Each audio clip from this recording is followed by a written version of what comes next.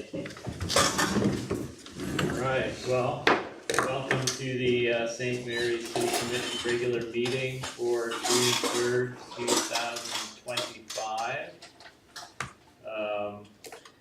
We're down to 3 again tonight. That's enough to have the meeting. And before we start, I'll just say, I don't know if anyone's going to want to come up to the podium, but if you do, please let us know who you are, if you're a resident of the city, and then we ask you to make your comments clear, concise, and courteous. I'll just also point out that it's being broadcast on YouTube, Yeah, so. well, I guess that goes for me too. I'll try to be clear, concise, and courteous. The first item on the agenda is appropriation ordinance number 1268. I think the standout item probably is the Perry Electric, and that's for purchasing the parts for the diamond lights that we approved, I don't know, a few meetings ago. And what else do we want to, is there anything else that we? No, I'd sent out the, one about the water costs for the testing, just as an FYI, so. Any other comments or questions? If not, I would entertain a motion to approve the appropriation ordinance as presented. Mr. Mayor, I so move. I have a motion. Do I have a second? I'll second. Motion and a second. All those in favor vote aye. Aye. Any opposed? None are opposed, so that is approved. Next item is proposed minutes from the last meeting, which look fine to me. Any, I wasn't here. uh, They look great. well, you really missed Fantastic. this spectacular meeting. He watched it. Yeah, okay, well, good, okay, so those are approved. Do we need to add anything to the agenda? Nope, okay. So, business, Lakeview Lift Station, sewer bond.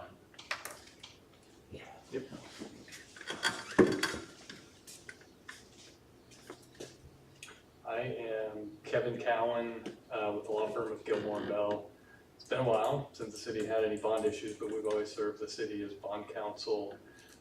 Have been discussing the project with the city manager. I don't have any prepared presentation. I thought it could be more of a give and take, and I can start off by saying what I know about the project, that sort of replacement line. I mean, it's a sewer main line under our state statutes. The authorization of the project and the bonds is pretty straightforward. There's not an election requirement or anything like that for this sort of project. So once the city and the governing body are ready to proceed and that this is it, we're comfortable with the estimated cost, or maybe you've taken bids and you have the actual cost. Authorizing the bonds is usually step one. Can be done by resolution or ordinance depending on the statute that we use. And then once you've authorized the bonds, the way this would typically work is you as a governing body would say, okay, we've authorized that project and the bonds, now we're prepared to move forward to sell the bonds. And we call that second step just the sale resolution, where you would say, we're gonna have a bond sale, Gilmore & Bell's going to work on some things for us, and the goal is to bring back to us the results of a bond sale. And the third step would be an ordinance and a resolution to approve the details of the bonds. Now, within those steps, there are some decisions to be made. Bond issue of this size, which I think would be less than $2 million. If it's a general obligation issue, that does not require a competitive sale. So you could negotiate directly with a purchaser. That could be an investment bank, it could be a local bank if they had an appetite for a tax-exempt bond of this size. And sometimes banks, local banks don't like to tie up their money for a long-term bond issue, but if it's a shorter amortization schedule, 10 years or less, sometimes there's an interest in that. And there's some advantages to that. That's a simpler deal if you're not having a public offering where bonds aren't being sought or bought and sold in the public. This, we call it a private placement, direct placement, one bond purchaser. You're exempt from Securities and Exchange Commission regulations that would require you to provide a prospectus, we call it an official statement, and so it just simplifies the deal. The assumption is the bank is a sophisticated investor, so to speak, and they can ask the city for what they need, whether it's audited financials, whatever information. So that would be a possibility, I think. What we've talked about and what I've thought about is that this could be a general obligation issue. You don't have any general obligation debt, I don't believe. I looked at your most recent audit. So the drawback sometimes of general obligation debt is if you have too much. The market would say at some point that's too much of a burden on your community. But you don't have any. Your statutory debt limit under Kansas law is 30% of your assessed valuation. And so this size of issue wouldn't approach that either. So there wouldn't be any of those typical concerns. General obligation bonds are secured by your full faith and credit, and that includes the ability to levy taxes, but you don't have to levy taxes. If you have sewer system funding source, do you want to budget from other revenues, you can't do that. It's just the ultimate security that the bondholder knows is there is we can raise taxes if we have to pay you. And because of that, and with that, that's going to be your lowest interest rate, just the most secure way you can do this.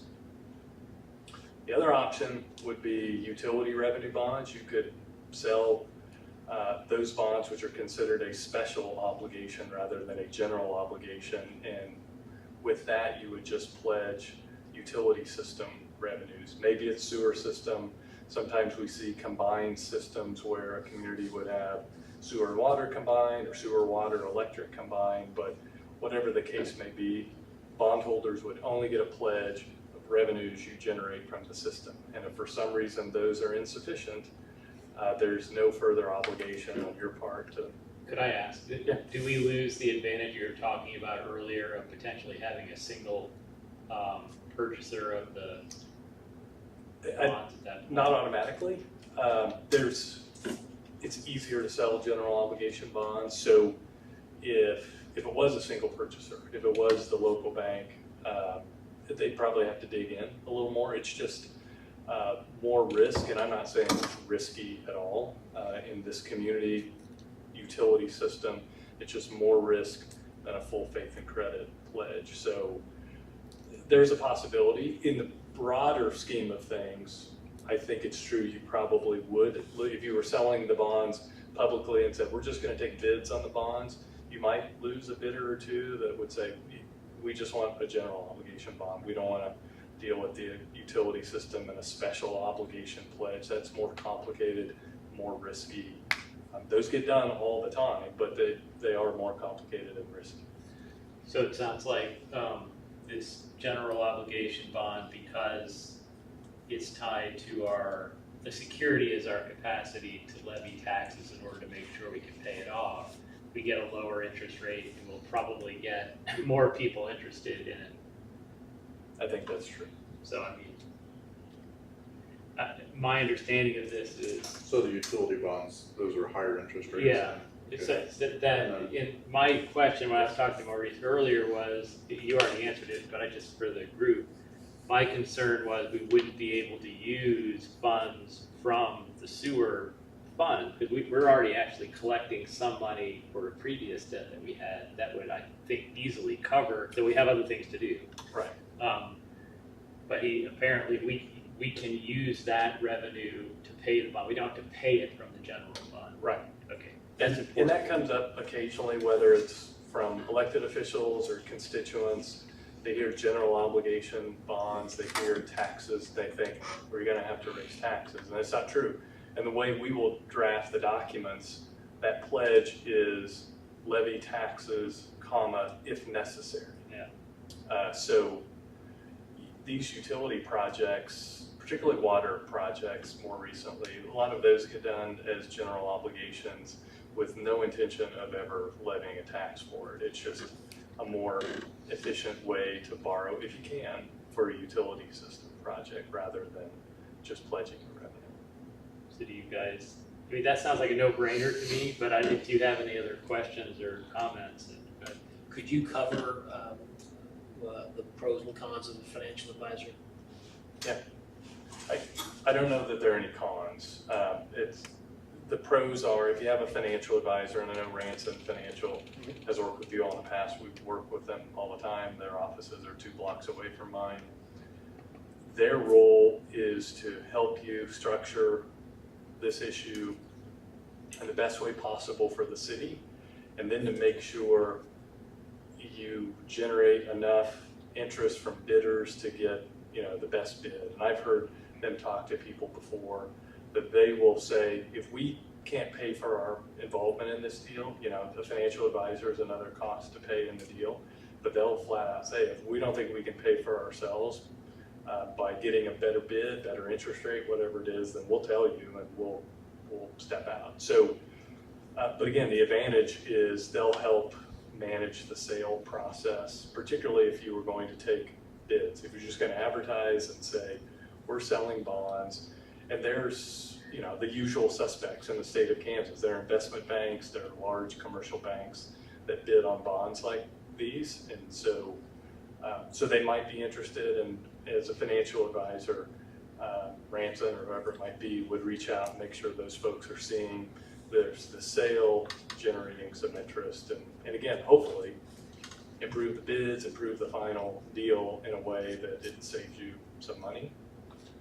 Having said that, you may have figured this out for yourself. If there weren't any variables, if it was, well, we've already agreed to sell these to the local bank and this is what their interest rate is, and we're going to amortize over 10 years, there aren't a lot of moving parts to work through in terms of what's the best way to structure this. Except we might not know that that's the best rate we could get. Yeah, well, Which is, I guess that's the point. yes. And your financial advisor would be better equipped to advise you on that than I would be. I mean, I'm adjacent to those things. I know enough about those things. I can talk about it, but I'm still your bond lawyer and I deal with all the legal aspects and less with, what's the market? And if you made this change to the structure, you could improve your interest rate by 0.25% or something like that. That would be a financial advisor's role. And I'm not saying that you need one. I just wanted to cover the base. This is a simple, straightforward one that may not require that at all, Yeah. but I want to at least be aware that that is discussed. I mean, it's like anything else. Sometimes the extremes are easier to, if this was a $10 million issue, I would say get a financial advisor as soon as possible. You'll probably want to get a bond rating on that and they can help you through that entire process. And those things do improve the prospects of a successful sale. If you get toward the smaller end, then it's as the city manager said, you sort of have to decide what are our moving parts? What are the variables here that might cause us to change the structure? One thing I did want to mention, I should have mentioned earlier, and something you said made me think of it. If you were to sell bonds to the local bank, it's, in my experience, less likely that proposal would be right on the market. Like if you looked at that day's Bond Buyer, which is a trade magazine, what are bonds like this trading for? What should the interest rate yields be? It might be a little above that. But the advantage is it simplifies the deal. I was mentioning that prospectus, that saves you cost. I mean, there are some cost savings there. So typically it's true that if the local bank is giving you something that's close to market, maybe not right on market, might still be a good deal because you simplified and saved in some other areas. Now, again, a financial advisor could stand here and advise you directly and say, don't do that, do this instead. And I really can't because I'm not a financial advisor, but those are the things to think about and that a financial advisor could help with if you thought you needed to have those discussions. A quick question on this is more for my information, but would there be something that would disqualify this project as a going to general obligation bond? No. Nope. Good. Well, and I think we talked about this last week. We have very antiquated statutes relating to sewer projects and bonds in the state. That's not true of water. It's not true of other sort of public infrastructure, but the sewer statutes are very old. Where it gets difficult to do a general obligation issue is like treatment plants. That, I'm not saying it's difficult, that might require an election, or it might require a charter ordinance or something like that. But we have statutes that apply to treatment directly, we have statutes that apply to main lines, we have a different statute that would apply to a lift station project, and so it's, again, very old, more than 100 years. When cities were growing and started to have public sewer systems, that's when these statutes were adopted. There are a couple that wouldn't apply here, a couple of statutes that have maximum principal amounts in them. Like you can do this sort of project and issue bonds as long as you don't issue more than, and those numbers are 300,000 and 200,000, which are pretty small numbers. Today, they probably weren't back then. I mean, with inflation, those numbers might be more like 2 million and 3 million or something, but anyway, so long answer to your question, but we have a number of different statutes that apply, and when it's a main line like this, the statute's pretty straightforward that you can undertake it and you can issue general obligation bonds for it. With, again, no election requirement, nothing that would be more complicated, more time consuming. Thank you. That's what I was looking for. Yeah, that was a good, I just didn't know what all the statutes were. Good, thank you. So, what is our next, do we not have to make a decision on a financial advisor No. in order to move forward in terms of? Authorizing the having him draw up the resolution or ordinance, authorize the bonds was the first step I wrote down. You could bring And that up. specifying, in fact, the general obligation bond at this point Yes. already? And it'd be a not to exceed amount. Typically, yeah. Okay. So, because there's a few ways that we could cut the cost of the project. Not sure if it's desirable or not, but it would be there. So we could do that with a consensus, because we're not obligating. Yeah, I think so. Well, yeah, he's gonna draw it up, and is there an agreement that we have to have with Gilmore and Bell to start this process? No, because we worked with you before, but we're also, I mean, we consider you our client, and we did 5 years ago, we did 10 years ago. It's just, we don't see you all the time because bonds are less frequent than maybe some of the things your city attorney would work on. But happy to provide a short engagement letter or something if there was. I'd like to have something. Yeah. Because it has been a while. Yeah. I mean, I'm 19 years and. Yep. I just so. Sure. So. And then also to do that, draft that resolution or ordinance to, was it both, authorize the bond, whatever, start the process. Yeah, and then the nice thing about the authorization, I didn't mention this earlier, but it relates to the Kansas cash basis law, which whether you know it or not, you deal with that a lot, that in Kansas, you can't operate on a deficit in any way. So if you enter into a financial obligation, the cash basis law says you have to have funds on hand, budgeted and appropriated that you can use to pay that. Now, yeah, you can build up reserves and things like that from year to year and I guess dig into those a little bit. But just like a construction contract, if you didn't have the authorizing resolution and you said, we want to sign that construction, we bid it and it's $750,000, we want to commit to that now. If you have the authorization for bonds, that's one of the exceptions to the cash basis law. It's not deficit spending, but it is creating a financial obligation beyond your current budget, beyond your current fiscal year that's specifically provided for. So we like to do that early on, and then you don't have to worry about if you enter into a design contract or you want to pay them and then you reimburse yourself. All those things are covered if you get that authorization in place early.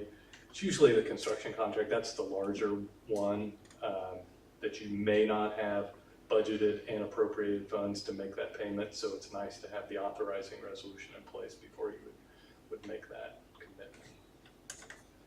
Yeah, it was like, So I would like to have something drawn up for them to review, Yeah. and then that sort of stuff, and start the process.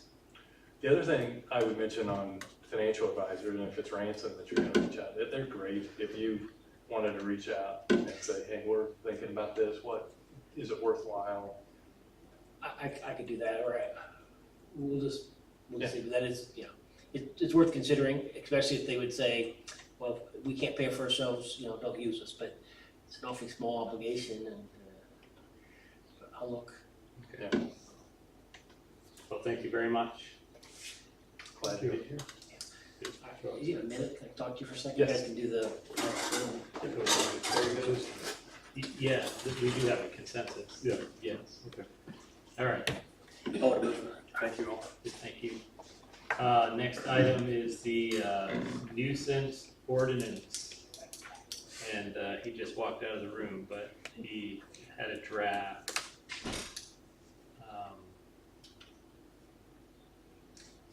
Sort of adopting the language that Mike had suggested. Mostly, I think, changing the word weeds to vegetation. And it addressed the, not having to cut more than 15 feet, you know, Oh, yeah, for the from public areas, but also retaining the requirement that noxious weeds are never allowed. There are all kinds of interesting names of noxious weeds. Did you notice that? Yeah, Yeah, they're noxious weeds. Kudzu, field bindweed, Russian knapweed, hoary grass, Canada thistle, quickgrass. And there's your Johnson grass at the end there in the memo. some musk too. So I think that covers everything that we talked about last time. I don't know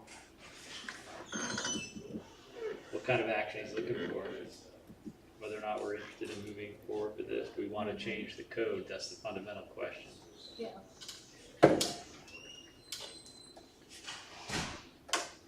And I think it And was in order to do that, you need all three votes, is that right?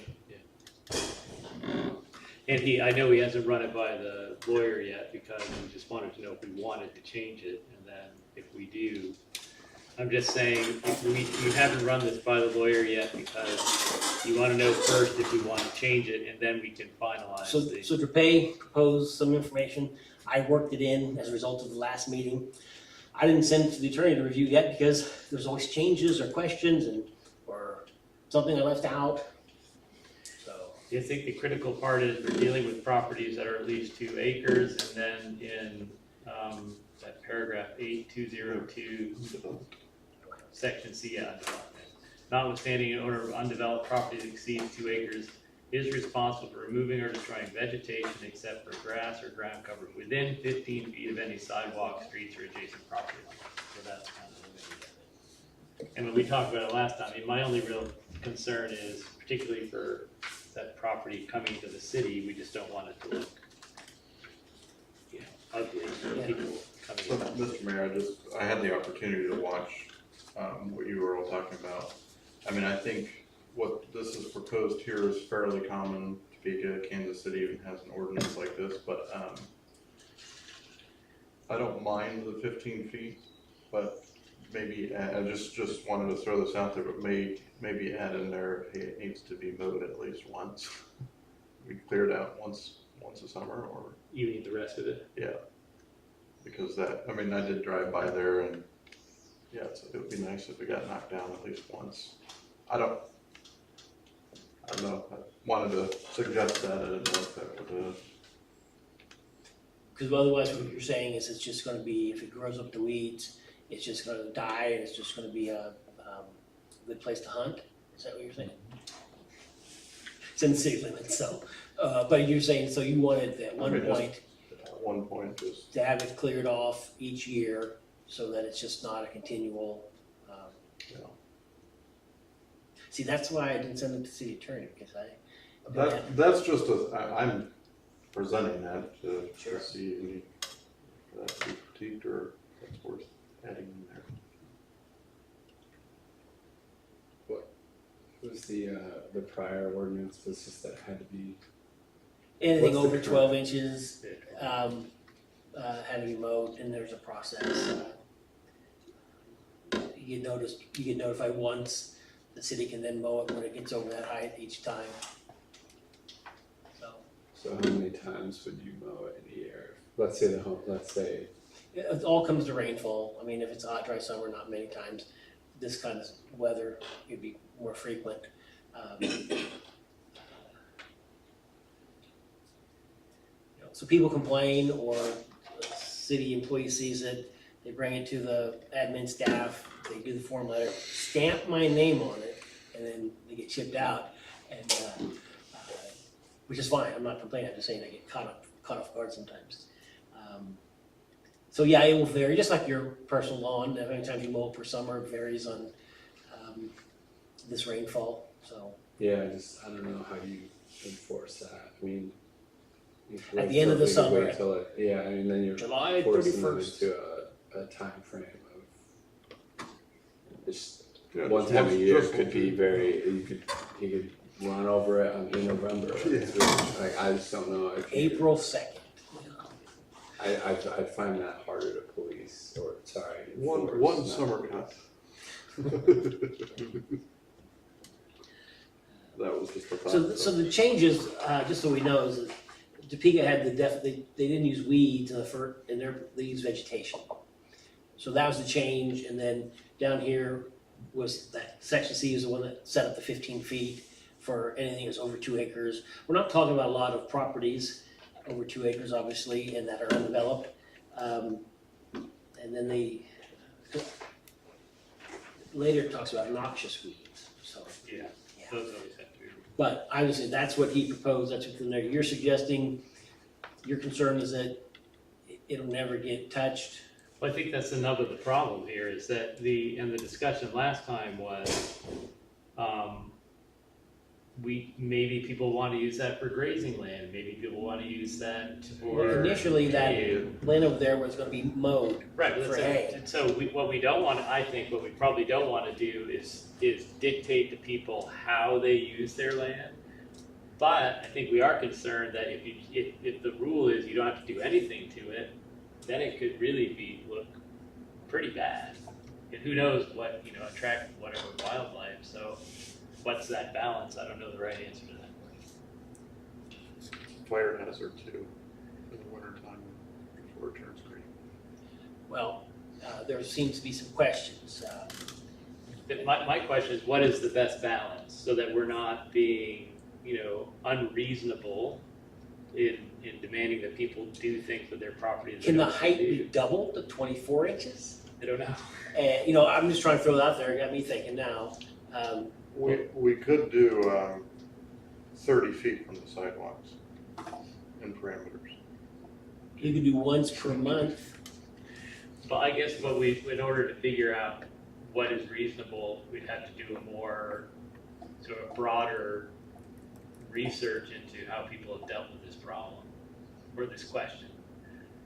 Absolutely saying you don't have to do anything to your undeveloped property dependent upon where it is doesn't Correct. seem quite right, but then, But if it's the industrial park and it's being farmed, or it's behind the first edition of Parkside and it's being farmed, a weed letter to those folks, I Well, don't- that's why I'm saying that's a different scenario. It's being used for something. It's Correct. being farmed, but if it's just sitting there and growing, it was gonna be put up for hay, the farmer got ill, he Yeah. couldn't find a replacement, and then, people complained, and he mowed it. So, that was last year. So yeah, there's 8 or 9 lots or so that are 2 acres or more that are undeveloped, most are in the industrial park or farm. So. all right, well, I think we need more ideas before I'm not personally, So this seems like a step in the right direction, but I think that there are some more questions to be. And just to verify, in the meantime, does Mr. Dupay have a pass on this property, or is he supposed to, because he asked me that, and I said, I'll ask. Well, it looked like someone just moved it recently. Around the outside. Yeah. But that's the question, I know that there's 2 commissioners missing, but everything remains as it is until the next meeting? I would say that, I think that he has a pass until we make a decision on this. Thank you. Yeah, I just don't know how, it's just because it's right there. Well, that's what we're saying, is that do we I don't know have how to you go write an forward? ordinance for just one lot, though. Like, that's really what we're I gonna be agree, trying yeah. to do, and I don't think we can. Well, I don't think we should do that. I think we should write it for what we think is Right, reasonable. well, I think what's universal. written right now is reasonable for those properties. It's just the fact that that hasn't been hayed when it normally used to get hayed, and that's to me, that seemed like, can we suggest, can we give them a list of local farmers? that Well, you he need had to- tried and, that would be the answer, I think, having him do the hay, so. I think what we're saying is that if there's an ordinance, we want it to say something like, either do something useful with your land, either hay or use it for grazing or something, or you have to cut it. I think that's kind of what we're suggesting, but then we're trying to dictate what people do with their land. I mean, I personally wouldn't want to be told what to say. Yeah. I own a lawn, we didn't touch it. Did you cite him for Outside that? of the city, probably. Hey, I'm just giving an example. But I would be in favor of keeping it a little more broad. I certainly don't want to tell anyone that they have to hay or they have to carve Right, crop circles and do and it. I agree with that, but is there a point to say that people complain, maybe sometime, why? And if we don't have any restrictions, then it's like, well, too bad, they can do whatever they want. Maybe that's the right answer. well, it's land in the city, the rest of everything under 2 acres, or 2 acres or more that are developed, are gonna stay under the current code of 12 inches in height and that sort of stuff. And we're trying to thread a needle to satisfy one property owner, the one that receives the complaint. There's another property that would be in the same situation, but different location, and isn't as bothersome to some, I guess. And the rest of them are out in the industrial park or just pure dirt. And it just seems odd to have to thread the needle. But yes, I think what Nathan was saying earlier about suggesting him do what the co-op did and have put it for hay, would solve the problem. That's fine, we could suggest it, but an ordinance would make an action, if he doesn't, then there's no other, if there's no ordinance, then it's just, okay, then it's just gonna grow and grow and grow Until he develops. until it's developed. Yeah. Would you like to, it's gonna require you walking over to the podium, Teresa. Lake, Cordell, feeder. You keep saying grazing, is it in the city? Yeah, You can't have, okay, so, I'm sorry, so some use other than just, okay, yeah. okay, Well, that was I was the just example that thinking- Francis used last time, oh, okay. that he had seen in Europe. Okay, We're not in Europe either. so carry it over. Yeah, I'll draft something. I think we all agree we want to be reasonable, we just don't know what that means precisely in this case.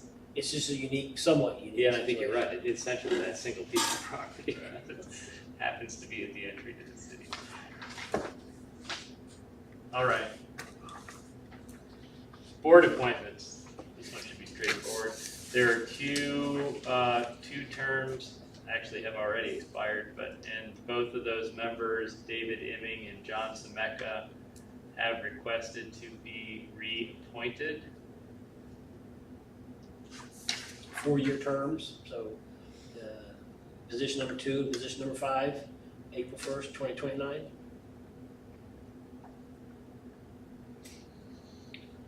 Any Do we need to concerns make a there? motion on that, or just? You can do them both together or separately. As a motion? Yeah, you can make a motion to reappoint David Amming to position number 2 and John Semeka to position number 5 on the St. Mary's Housing Authority, both terms expiring April 1st, 2029. Sounded really good. Any comment? We're ready I to, would like to make a motion. okay. I would entertain that motion, go ahead. Mr. Mayor, I'd like to make a motion to reappoint David Hemming for position number 2 and John Semeka, position number 5 to the St. Mary's Housing Authority for a 4-year term. Okay, so I have a motion, do I have a second? So, A motion and a second, all those in favor vote aye. Any opposed? That passes, so that reappointed, expiring the 1st of April 2029. Have to sign something for that. Is that, It doesn't need signed. We just let them know. the next item is fireworks stand permit application, which is an annual. Any comment on that? We have everything we need. Yeah, and you approve it pending review by the fire chief. Is that a motion or a consensus? I would suggest a motion. Yeah. Is it 104 De Smet? Okay, so now hold on. You included in the package an ordinance. Oh, sale, okay, sorry, that just authorized. So, we would need a motion to approve a permit for sale of fireworks. Into it, what do we need to include in that? Liberty Fireworks, it's at 104, as we said earlier, De Smet Lane. Pending fire chief's review. Doing business as Liberty Fireworks, Edgar Rada. Keeps adding things. So I would entertain a motion. Let's take a minute. Go ahead. Mr. Mayor, I'd like to move to approve the retail fireworks permit application for Edgar Rada, doing business as Liberty Fireworks at 104 Deschmet Lane, Subject to. subject to Fire chief's review. fire chief's review. I have a motion. Do I have a second? Second. I have a motion, a second. All those in favor vote aye. Aye. Any opposed? So that's approved. Pending that. Next item is the WAPA, which stands for something.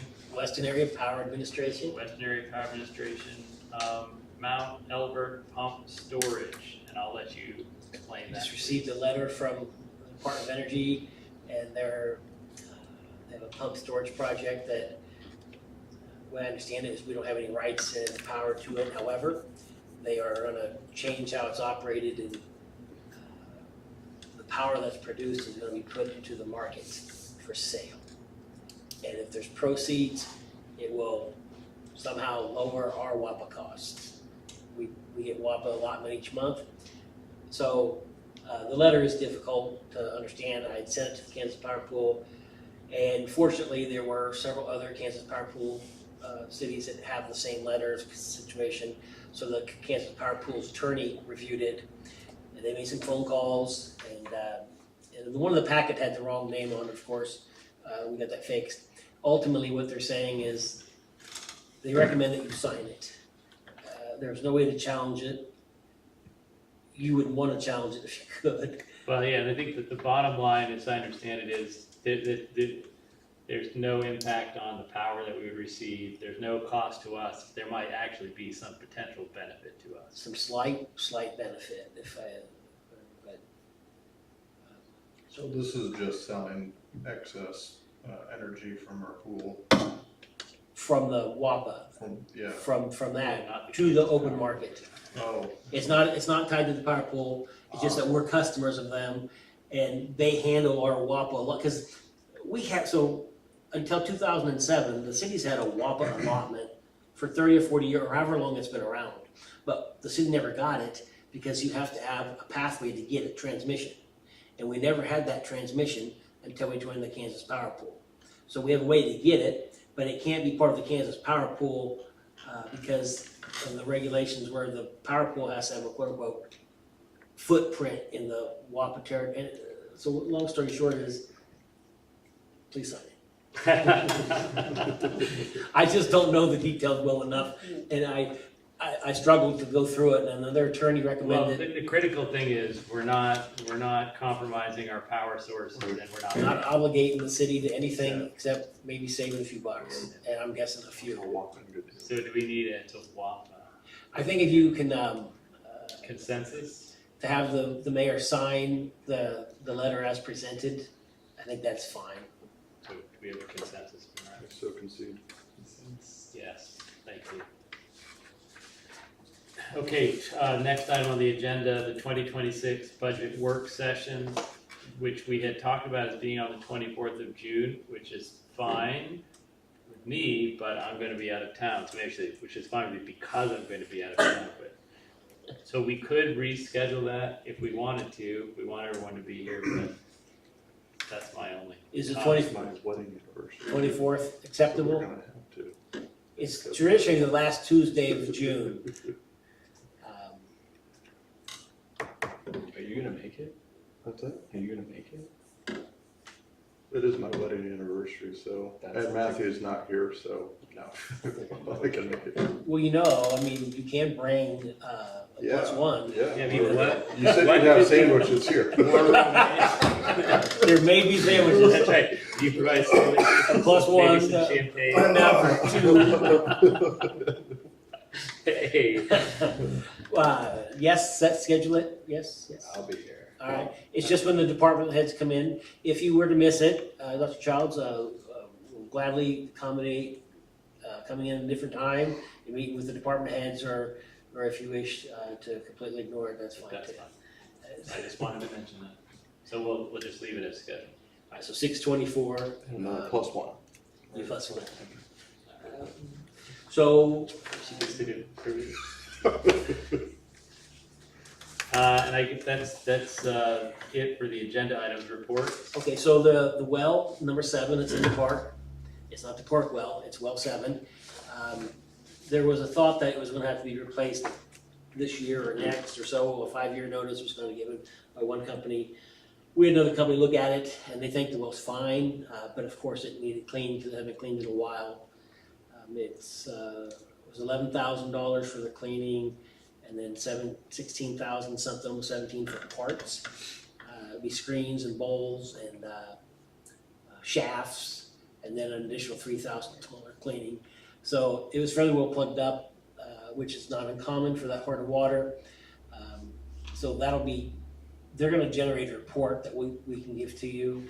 And what Don and I've been talking about is, we have 1/3 of the city's sewer cleaned each year, the lines, the mains, and we have the water towers inspected each year. It might be time to put our wells on every 3-year cycle to have it looked at. 5 years appears to be way too long, because that's 5 years ago is when we did that. So, and there is camera footage of the condition of it, and then we got another video today because they did the final cleaning. That sort of stuff. So that was an update. But the So- good news there is that it's not gonna be nearly as expensive as. Well, we'd have to replace the well, Replacing the which well. was from 1985 or 89, one of those 2 years. I looked up all 3 of our well dates, whatever, so 60, 70, 80 years isn't a problem as long as things hold together. Now, the inner workings won't last that long, but the actual structure as well. It doesn't appear to be an issue. How are we on the software for the office? We have a meeting on the 12th, a demo setup with the third company. Okay. And then, At some point, we'll come back. After the meeting last week, the company sent out an email and said, "Hey, we're picking up our phone again."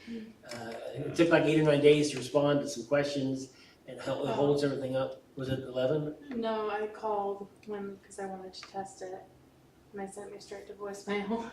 Oh no, I meant when you was trying to do the one on the financials. Yeah, that one, but when they send out that email. No, I was just letting them know. And also in the packet was the proposed invoices for the 2025, 2026 property insurance and that sort of stuff. It looks to be $235.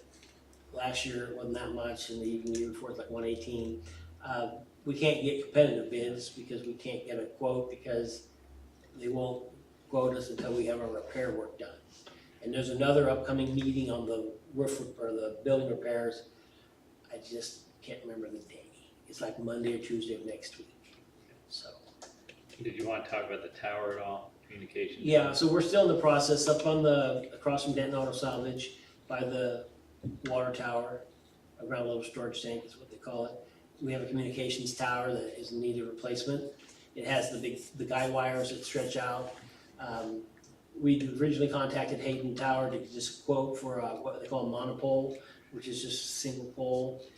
And we went up there, had a meeting, and they've investigated, and they're not sure that would suffice. So they gave us a kind of a quote for a 3-legged tower that wouldn't take up as much room.